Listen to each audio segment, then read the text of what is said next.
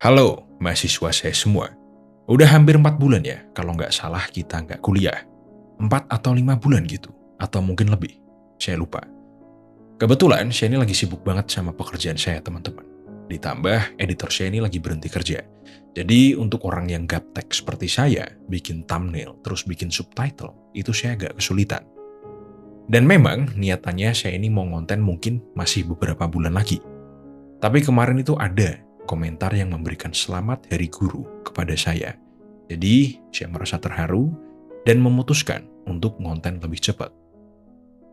Oke, jadi kuliah kita hari ini, kita bahas yang ringan-ringan aja, yaitu tentang refleksi saya beberapa hari terakhir. Kita mulai langsung ya. Jadi, saya ini melakukan refleksi, dan saya menyadari bahwa kepribadian saya ini sangat berubah daripada saya yang dulu. Dulu, ada masanya saya ini jadi orang yang sangat pemalas. Dulu saya ini tipe orang yang gak bisa sibuk, atau mungkin bisa dibilang gak mau sibuk ya teman-teman.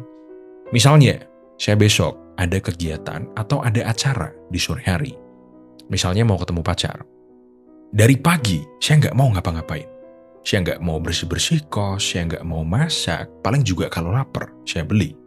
Atau ya, makannya sekalian waktu ketemu sama pacar saya nanti. Pokoknya, saya nggak mau ngapa-ngapain. Saya akan malas-malasan dari pagi sampai sore, baru ketemu pacar saya. Atau sebaliknya, saya ada kegiatan di pagi hari, lalu pulang siang. Pulang sampai rumah atau sampai kos, saya nggak mau ngapa-ngapain sampai malam. Sampai saya tidur. Jadi saya cuma mau melakukan satu kegiatan aja per hari. Misalnya saya udah menentukan, besok mau cuci piring. Ya udah, besok saya cuma cuci piring aja. Begitu selesai, saya nggak mau ngapa-ngapain. Bahkan semisal cucian piring numpuk, cucian baju juga numpuk, saya tetap akan cuci piring aja.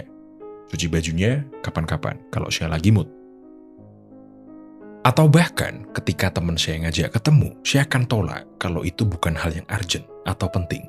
Saya yakin banyak dari kalian juga yang sama seperti saya dulu. Dan berbeda dengan saya yang sekarang, gila.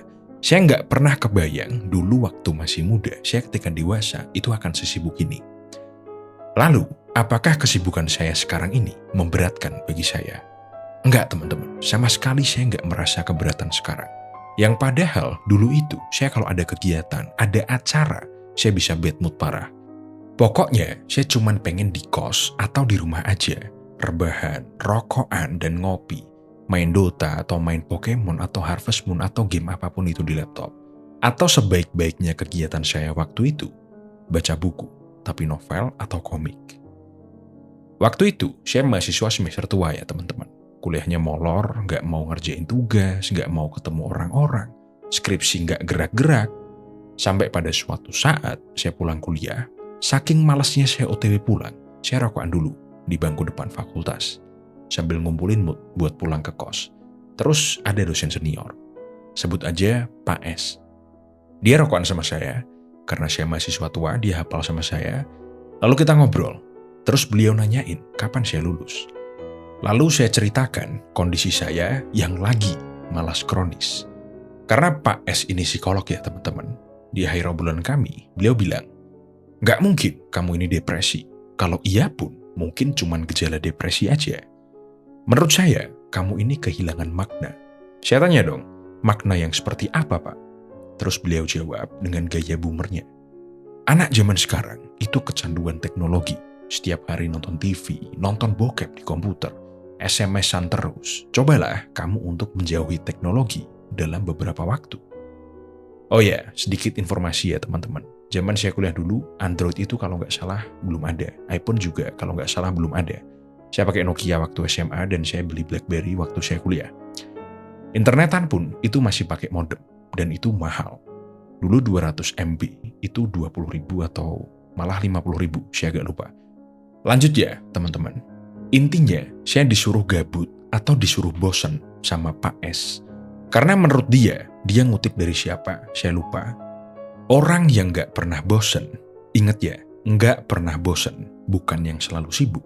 Itu perlahan-lahan dia akan kehilangan makna dalam kehidupannya dan cenderung lebih mudah untuk terkena depresi. Kok bisa gitu, Pak? Karena ketika kita bosen, otak kita itu masuk ke dalam situasi yang dinamakan default mode network. Apa itu default mode network? Yaitu situasi di mana otak kita benar-benar terbangun dan siap untuk melakukan refleksi diri, berpikir, melamun, mengingat-ingat, dan membayangkan atau menggambar masa depan. Bagus, tapi kita semua nggak suka. Kok bisa, Pak, kita semua nggak suka? Karena refleksi diri itu selalu diawali dengan kita menghantamkan diri kita kepada realitas saat ini. Pasti kalian pernah lagi diem, tiba-tiba kepikiran, anjing, si A udah nikah, anjing, si B udah supervisor, anjing, si C udah lulus, dan sebagainya. Kalau tidak biasa melakukan refleksi dengan cara yang tepat, biasanya pikiran-pikiran kayak gitu yang keluar. Pikiran-pikiran negatif yang justru malah membuat kita semakin tidak bersemangat. Nanti kapan-kapan saya ajarin cara refleksi biar enak dan gak terlalu negatif. Oke, lanjut ya teman-teman. Ada penelitian dari Dan and Gilbert di mana mereka meminta partisipan untuk duduk di suatu ruangan selama 15 menit. 15 menit aja, tanpa diinstruksikan untuk melakukan apapun. Ruangannya nggak ada apa-apa, cuma ada kursi dan meja. Dan di atas meja itu ada tombol yang jika dipencet, itu nyetrum dan sakit. Jadi pilihannya cuma dua, bosan atau gabut selama 15 menit, atau mencet tombol dan kesetrum. Dan hasilnya, mayoritas atau sebagian besar dari partisipan memilih untuk kesetrum dan sakit, bahkan berkali-kali daripada mereka gabut, bosan, dan berpikir. Sama seperti kita semua, kita nggak suka bosan. Karena ketika kita bosan, kita masuk ke default mode network dan jadinya kita memikirkan hal-hal yang membuat kita tidak nyaman. Contohnya seperti apa, Pak? Seringnya kita mempertanyakan pertanyaan-pertanyaan besar. Masa depanku bakal gimana ya? Apakah aku nanti akan sukses? Apa makna dari hidupku? Dan sebagainya. Dan ini juga adalah salah satu penyebab kenapa generasi kita, milenial dan Gen Z, itu banyak sekali orang-orang depresi, anxiety, jauh lebih banyak dari generasi-generasi sebelumnya. Ya karena semakin kesini, semakin banyak orang nggak tahu tentang makna hidupnya. Hidupnya itu kenapa, mau diapain, dan kenapa dia hidup. Bahkan mereka pun nggak mencari tentang semua itu, teman-teman. Karena mereka nggak pernah bosan. Mereka selalu tahu cara untuk menghilangkan kebosanan mereka. Dan karena itu juga mereka tidak mengenali diri mereka sendiri. Saya coba tanya ke kalian 2 pertanyaan aja. Pertanyaan pertama, kamu ini siapa? Pertanyaan kedua, apa yang kamu mau lakukan hidup di dunia ini? 2 aja, apakah kalian bisa menjawab pertanyaan itu dan puas dengan jawaban kalian sendiri? Oke, lanjut ya. Dan menurut saya, distraksi terbesar kita sekarang adalah HP. Nggak salah sebetulnya. Zaman sekarang kita memang harus beradaptasi dengan teknologi ya teman-teman. Tapi saya merasa kita semua sekarang terlalu ketergantungan sama HP. Contohnya, kita nunggu kasir Indomaret ngasih kita kembalian, kita buka HP. Pokoknya, waktu-waktu kecil yang cuman mungkin nunggu 15 detik aja, kita nggak bisa dan kita buka HP.